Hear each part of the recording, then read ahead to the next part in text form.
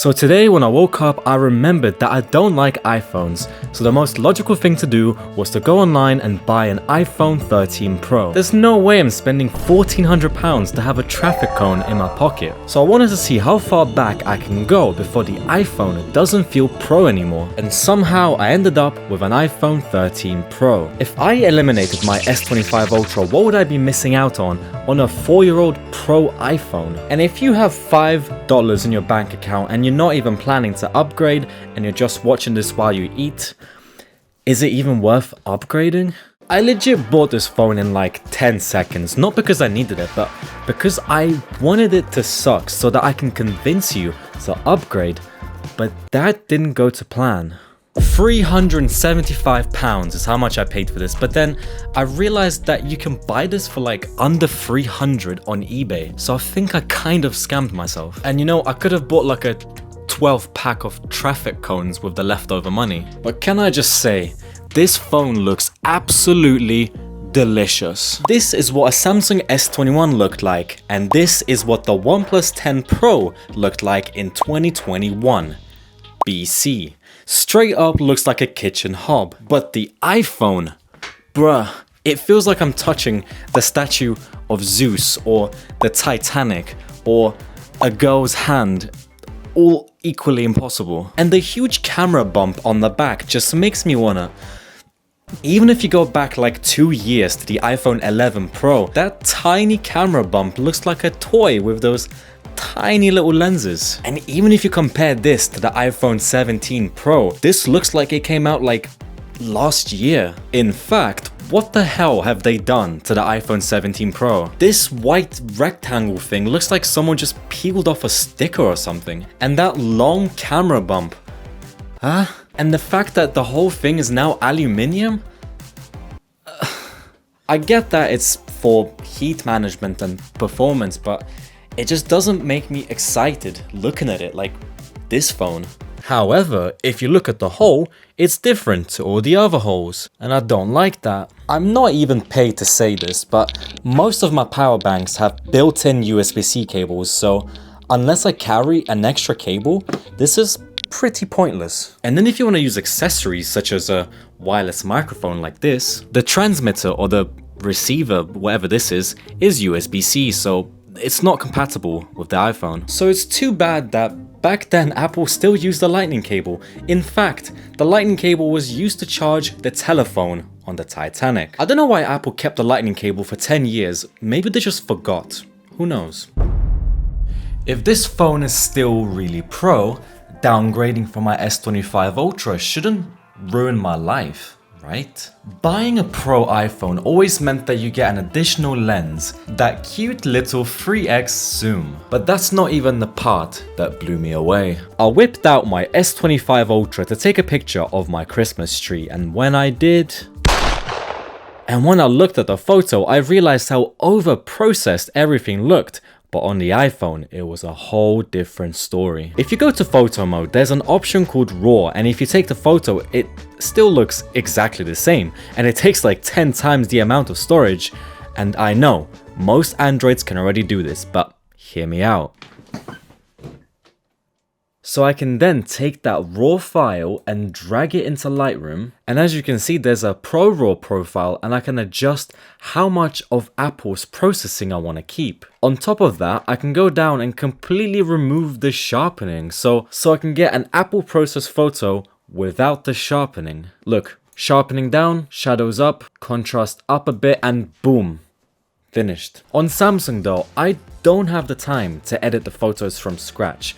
If I go on a holiday and I have like 100 raw photos, I'm probably just gonna delete them. But even in regular mode, the zoom camera sucks balls on Samsung. It's so noisy and grungy, and then you literally spend like 10 seconds editing the raw file on the iPhone and suddenly it doesn't look like a phone. I mean, a photo taken on a phone. And again, this phone is 4 years old. However, there's always a however. Next year with the iPhone 14 Pro, they added a new 48 megapixel sensor. And unlike the useless 200 megapixels that you get on Samsung, that turns into mush. Apple really cooked here. And if you spend like 10 seconds editing the photo, the 48 megapixels is genuinely worth it. It is an actual reason to upgrade, at least for me. You know the craziest part? The Samsung is actually my main phone. I should be hating on iPhones. What am I doing? Do you notice something different? Perhaps the background is a little bit blurry? That's right. This is Apple's cinematic mode. So when Apple released this phone, they showed a promo video of how you can shift the focus from people and objects and completely blur the background. This is on a selfie camera? On a 4-year-old iPhone? Damn, that doesn't look too bad actually. However, there's no 4K, there's only 1080p. Samsung does have 4K cinematic mode, but is it as good? I don't know. But how does it actually feel like using this phone? The screen is nice. This is the first iPhone to get a 120Hz ProMotion display. They have just added this to the base iPhone 17. Like, come on, how did it take them 5 years to add a basic feature on their $800 phone? But if you look really close, this phone has a big ass forehead and pretty wide bezels, but you literally get used to them in like 0.2 seconds. Like, who cares? Do you remember when Apple made a big fuss about them switching to the titanium frame on the iPhone 15 Pro? Well, when I checked online, I actually realized that the 15 Pro is a lot lighter than the 13 Pro because that uses stainless steel. And I don't know about you, but I don't like carrying bricks in my pocket, hence why I didn't get the Pro Max. Then why on earth am I using an Ultra phone? This actually makes no sense. Bruh, okay, and then they made it heavy again. Never mind. And arguably the most important thing and probably the biggest reason why people even upgrade is the battery. And of course, once again, I get unlucky. 85% battery health. Come on. And this is where you'll notice a big difference. The 13 Pro to a 16 Pro, there's a 15% jump. But with the 17 Pro, massive difference. And so is the price. But it's not like the battery is terrible. On this random day that I don't even remember, I had 94% in the morning. And by the looks of it, I only opened the weather app for 1 minute, a full 60 seconds, and somehow dropped the battery by 2%. How does that even happen? In fact, it's kind of concerning because I just went to the gym and I didn't listen to any music. I don't know what happened. I was just staring off in the distance. But when I checked my phone, I'm on 82%, which doesn't even make sense. I literally did nothing and my battery just dropped. It's not like it's bad, but I feel like the iPhone 17 would destroy it. And even something like an iPhone Air, something that's known to have a bad battery, would probably outperform this, even if it had 100% battery health. And by the end of the day, I had 50% left with only 3 hours of very light screen on time, most of which was scrolling reels and a 20-minute therapy session with ChatGPT. That's a lot cheaper than a therapist if you think about it. Now, the biggest problem with this phone is the fact that it doesn't really have big problems. I really wanted to dislike this phone, but in some ways, I actually like it more than the Samsung, which is very confusing because now I'm impressed, and now I'm annoyed the fact that I'm impressed because it would have been much easier if this phone just sucked. And now I have an identity crisis as a Samsung user.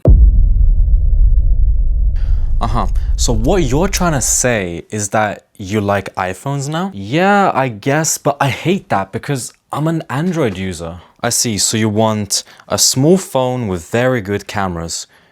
Why are you not using a Google Pixel? Why are you wearing my pajamas? That's besides the point, but yeah, you need some help.